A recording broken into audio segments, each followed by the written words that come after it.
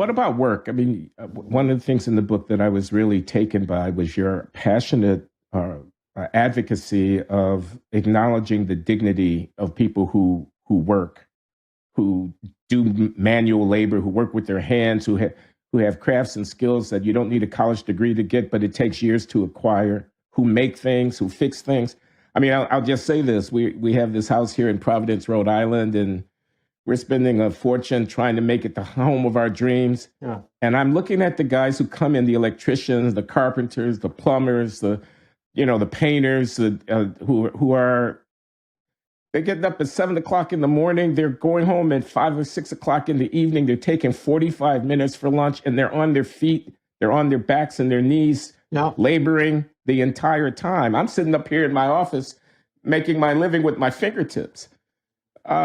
And, while I'm not a Marxist, it does give me pause to think about the relative valuations that are implicit there, because I'm paying them out of my back pocket. You know what I mean? So I see the point, but what would you do about it? How in an age of declining unionization and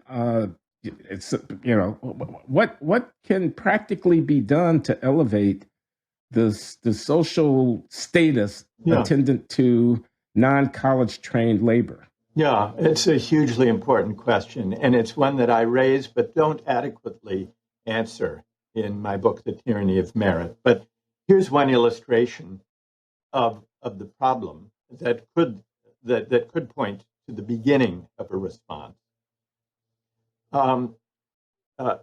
Isabel Sawhill at Brookings calculated how much the federal government spends helping young people get a 4-year degree, go to university. And a few years ago, she said it was about $164 billion a year. And then how much does the federal government spend supporting vocational and technical training? And the answer, she said, is $1.1 billion a year. 164 billion to 1.1 billion. Right there, you see a tangible expression of what you're referring to, that we really don't take seriously or accord dignity and honor to people who do not have a university degree, but who nonetheless make invaluable contributions to the economy and to the common good, people on whom we rely. So for starters, I would say we need to invest much more seriously in the forms of learning on which the majority of our fellow citizens depend. Those of us who spend our days in the company of the credentialed can easily forget the fact that most people don't have a 4-year degree. Nearly 2/3 of Americans do not. So it's folly to create an economy that sets as a necessary condition of dignified work and a decent life a 4-year degree that most people don't have. So for starters, Glenn, I would say we need to invest seriously in the forms of learning and training on which people without a 4-year degree depend to prepare themselves for the world of work and, for that matter, of citizenship. That would be one thing. But it's connected to that, because you're really asking a broader question. How can we renew the dignity of work? Here, and this goes back to a point I was making earlier about the close connection between economic and cultural dimensions of public life, and in this case, of dignity. I think that people, a great many working people without a college degree, feel that in recent decades, the work they do, the contributions they make, are not honored and respected. And this has partly to do with the credentialist prejudice of elites looking down. We've talked some about that. I think it's also, in a subtle way, related to a kind of demoralization that sets in when the rewards of the economy are so skewed that hedge fund managers are making a thousand times more than people who work with their hands or who don't have a college degree. When the rewards that the economy confers are so out of relation to genuine value, that I think is demoralizing to the dignity of work. Put it another way, we have lots of debates about distributive justice. Yeah. But I think we also need to consider, and this is a point I make in the Tyranny of Merit, we also need to pay attention to what I would call contributive justice.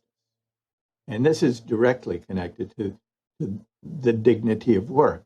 We need to remember that work is not only a way of making a living, it's also a way of contributing to the economy and to the common good, and to win honor and recognition and social esteem for doing so. And I think any project to renew the dignity of work has to take account of this. You could call it cultural. I would say it's even a moral and spiritual dimension. We have depreciated, maybe even denigrated, the importance of the contributions made by working people without a degree. And you mentioned the demise of labor unions. I don't think we should take that as just a fact of nature that we have to accept. I think any project of renewing the dignity of work should include measures to strengthen forms of collective bargaining and the voice of working people and empowerment. Here's one other dimension, Glenn. We often take for granted, we don't hear much debate about this. About 63% of Americans do not have a four-year degree. Almost none of them are members of representative government. 95% of the members of the House and 100% of the Senate do have university diplomas. The percentage of members of Congress who worked in working class jobs, or manual labor or service jobs or retail jobs before they were elected, 2%. Even in state legislatures, only 3%. So we have effectively, in practice, not in law, excluded working people and people without a college degree from the basic institutions of representative government. This, I think, is another expression of our failure to affirm the dignity of work. Don't you find that a striking figure, Glenn? It is a striking figure. I do. And I'm asking myself, what are the mechanisms? Who are the gatekeepers? What are the portals through which people have to pass? I'm seeing political parties promoting candidates or not promoting them, as the case may be. I'm wondering about how people raise money to mount campaigns and so on. And so exactly. Yeah. Why couldn't someone who's a tradesman or a shopkeeper or somebody like that successfully? I'm sure there are exceptions. I can't name them, but there must be a few. Yeah. But this filtering, this screening activity that goes on, it's interesting.